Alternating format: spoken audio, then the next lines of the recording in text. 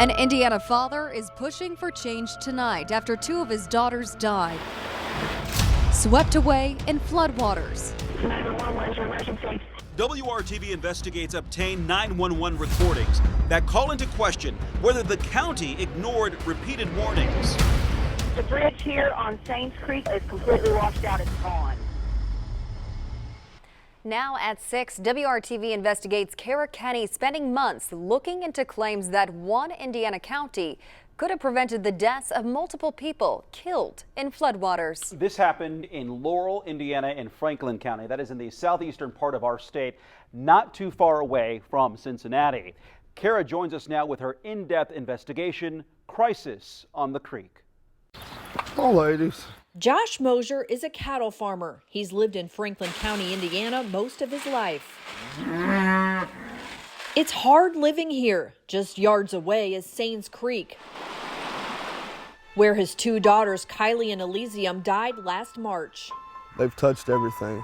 Their memories here. But it's not just that they died, it's how they died that haunts Josh. Definitely makes it hard to sleep. It's almost like I can hear him call. It's like I can't get to him.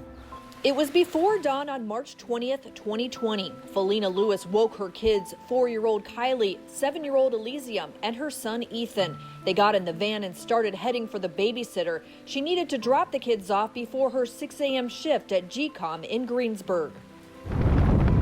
It was just before 5 a.m. when Felina and the kids came down this hill, not realizing water had washed away part of the bridge. Their vehicle was swept away and carried down the creek. Josh was on his way to a job when a friend called and told him Felina's van had been found upside down in the creek. My heart fell between my legs. Josh went searching and found Kylie's body first. I just held her and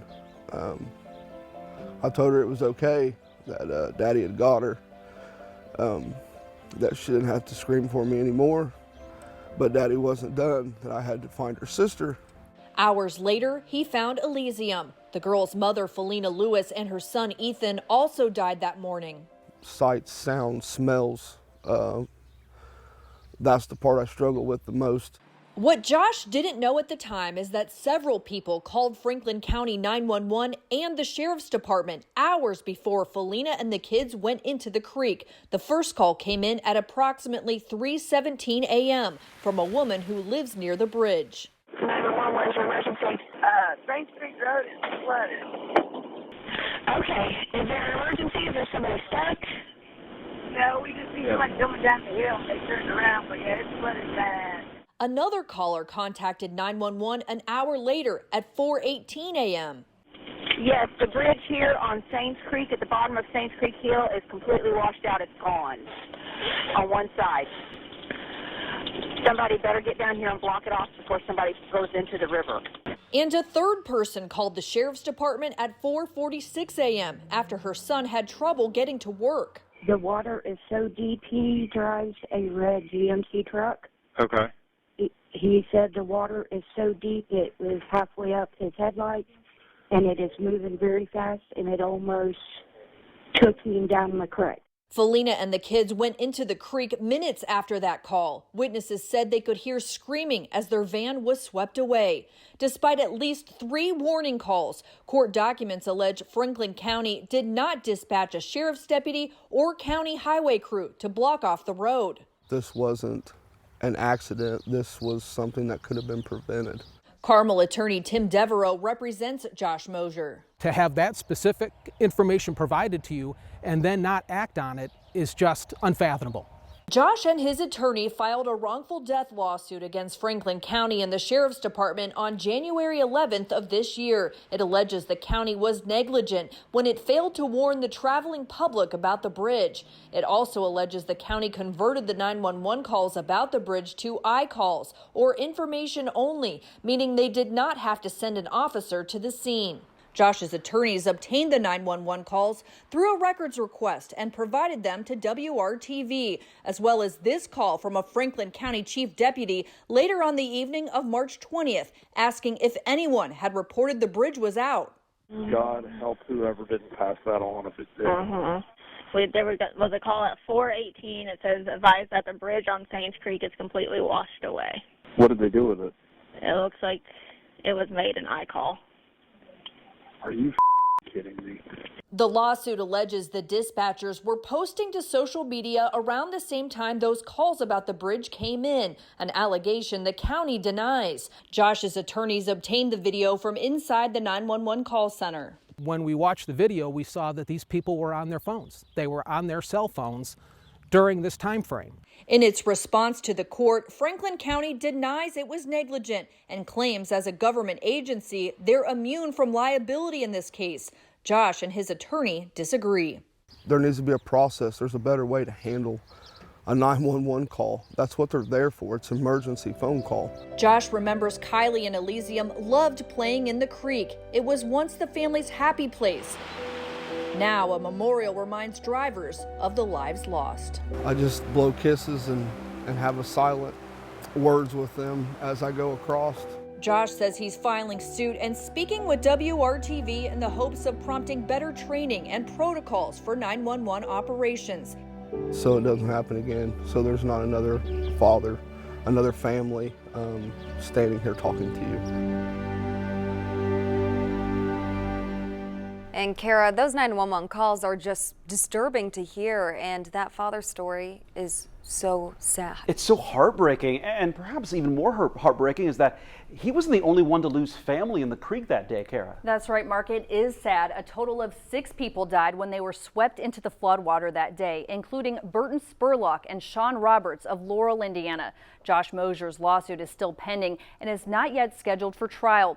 Franklin County provided the following statement saying the county via its consultant conducted a special inspection of the Saints Creek Bridge after the tragic events of March 20th. The inspection found the bridge was structurally sound. The approach to the bridge was rebuilt and the bridge was safely reopened for travel. Severe weather is unavoidable and the power of rushing water is devastating. Franklin County Emergency Management and first responders work to make sure Franklin County is ready to respond to emergency situations, including weather-related disasters. And Kara, what happened to the dispatchers named in that lawsuit? Well, the county actually terminated one of the dispatchers after an internal investigation found he gave untruthful statements about a March 20th dispatch call, the same day Felina Lewis and the other 5 people died. Another employee listed in the lawsuit is still working there. She was a dispatcher trainee on March 20th, 2020.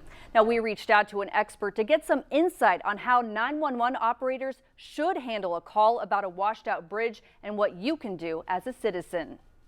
We spoke with the National Emergency Number Association, a nonprofit that focuses on standards, education, and government affairs related to 911.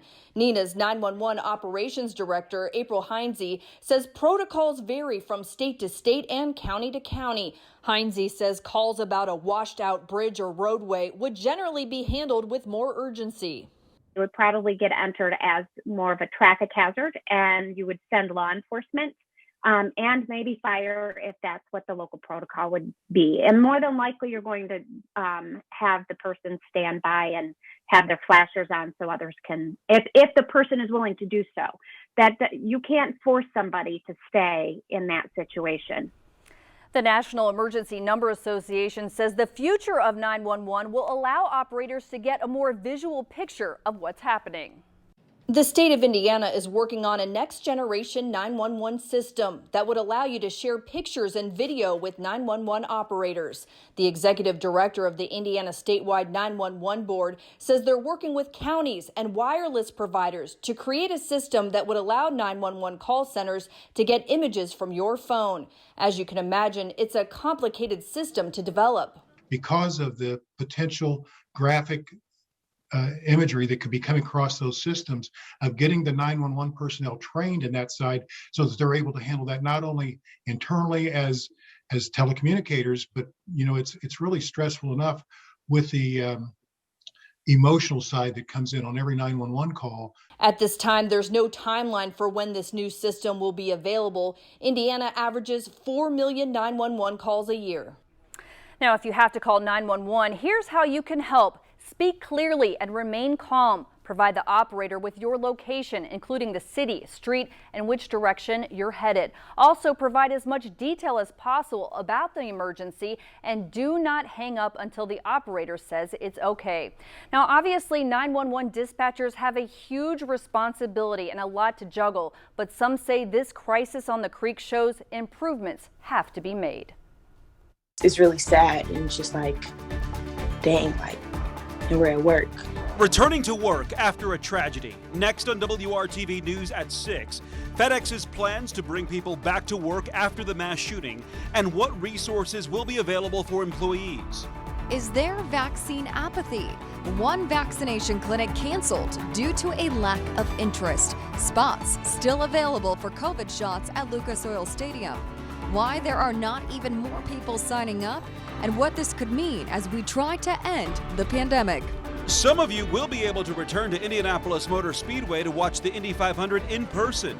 How many fans will be allowed in and what you need to know ahead of the race.